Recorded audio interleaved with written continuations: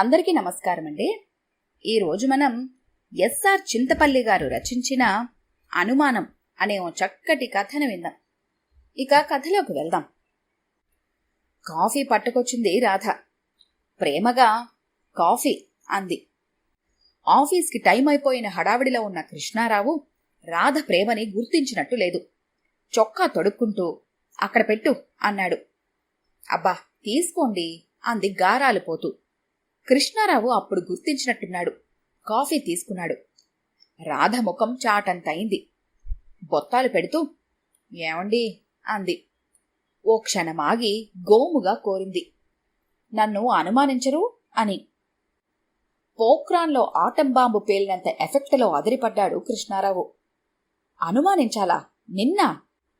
అయోమయంగా అన్నాడు. తలంచుకొని ముద్దుగా అవునండి అంది. అదేం కోరికే? మరే మన పక్కింటి పిన్నిగారు లేరు? భలే మంచివారండి, కలుపుగోలు మనిషి. ఆవిడంటూ ఉంటుంది, కారంలో ఘాటుదనం, సంసారంలో తీయదనం, జీవితంలో అనురాగం చక్కగా ఉండాలంటే అప్పుడప్పుడు మొగుడు పెళ్లాల మధ్య చిటుపటలుండాలమ్మా అని. రాధ గొంతు తగ్గించి మెల్లగా అడిగింది, ఏమండి నన్ను అనుమానించరు? పళ్ళు నూరుతున్నవాడల్లా ఒక్కసారిగా డ్రాప్ అయ్యి దాదాపు ఏడుస్తున్నట్టుగా ఏమని అనుమానించనే నిన్ను అని దండం పెట్టేశాడు. రాధకి ఎక్కడలేని కోపం వచ్చింది. కళ్లలోకి నీళ్లు తెచ్చుకుంటూ చటాలన లేచి, అనుకున్నానండి, అనుకున్నాను. నా మీద మీకు ప్రేమ లేదు, లేసమంతైనా లేదు. ఉంటే ఇట్లా దీనంగా దండం పెట్టి ఊరుకుంటారా? ఏమడిగానని? సత్యభామలాగా పారిజాత పుష్పం అడిగానా? సీతమ్మ తల్లిలాగా బంగారు లేడి అడిగానా? చిన్న కోరిక కోరాను. అది తీర్చకపోతే ఎందుకండి పెళ్లి పెటాకులు, ఎందుకండి ఈ సంసారం అంటూ విసవిసలాడుతూ వెళ్ళిపోయింది. అస్త్ర సన్యాసం చేసిన అర్జునుడిలా అయిపోయాడు కృష్ణారావు. తిరిగి మామూలుగా అవటానికి టైం పట్టింది. ఏం చేయాలో అర్థం కాక జుట్టు పీక్కున్నాడు. దిండుని విసరగొట్టాడు. అక్కడున్న డైరీని విసిరగొట్టాడు. అందులోంచి ఒక లెటరు బయటకు పడింది. ఏంటబ్బా అనుకుంటూ కవర్ విప్పి లెటర్ చదివాడు. అడ్రస్ చూశాడు. ప్రేమతో ఫ్రమ్ గోపీకృష్ణ అనుంది. రాధా! ఆ పిలుపునకు అలిగి పడుకున్న రాధ ఉలిక్కిపడి లేచింది. ఇక అప్పుడు మొదలైంది గొడవ. వాళ్ళిద్దరూ గొడవ పడుతుండగా వచ్చిన కృష్ణారావు మామగారు ఆశ్చర్యపోయి తలుపు దగ్గరే ఆగిపోయాడు. కిటికీలోంచి చూశాడు.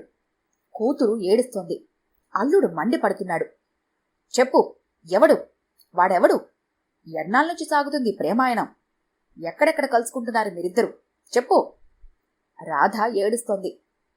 నిజంగా అలాంటిదేమీ లేదండి, ఆ లెటర్ సంగతే నాకు తెలీదు. జుట్టు పట్టుకొని తెలీదా? తెలీందే ఈ లెటరు నా డైరీలోకి ఎలా వచ్చింది అంటూ ఊపాడు. అదేం లెటరో చూపించండి. చూపించను, చింపేద్దామనే. అయ్యో అంటూ రాధ ఏడుస్తూ ఉండిపోయింది. కృష్ణారావు కోపంతో అటు ఇటు పచార్లు చేస్తూ, ఏమో అనుకున్నాను గాని నువ్వింత నంగనాచివి అనుకోలేదు.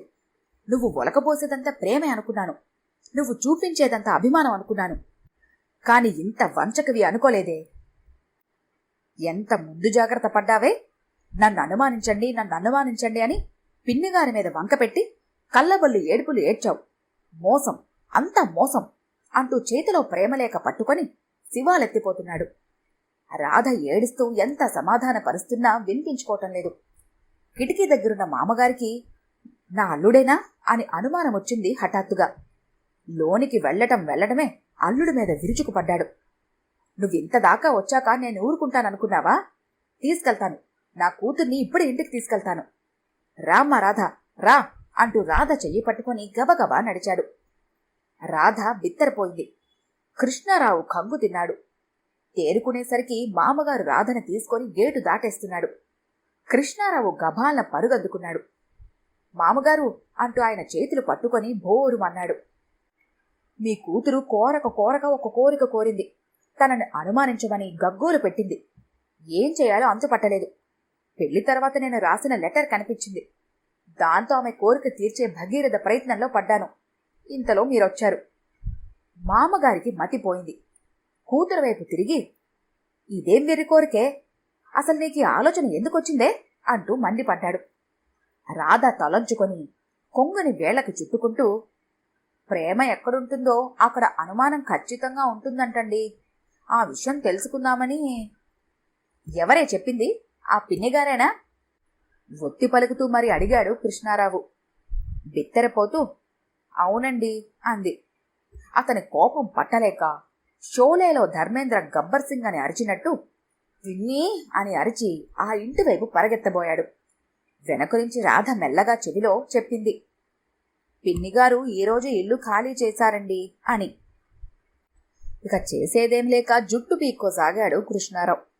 కూతురు వెర్రిమొర్రి కోరికలు, అల్లుడు పిచ్చి చేష్టలు చూసి చేసేదేం లేక ఇంట్లోకి నడిచాడు కృష్ణారావు మామగారు. ఈ కథ కనుక మీకు నచ్చినట్లయితే లైక్ చేయండి, షేర్ చేయండి. మరిన్ని ఇంట్రెస్టింగ్ కథల కోసం మా ఛానల్ని తప్పకుండా సబ్స్క్రైబ్ చేసుకోండి.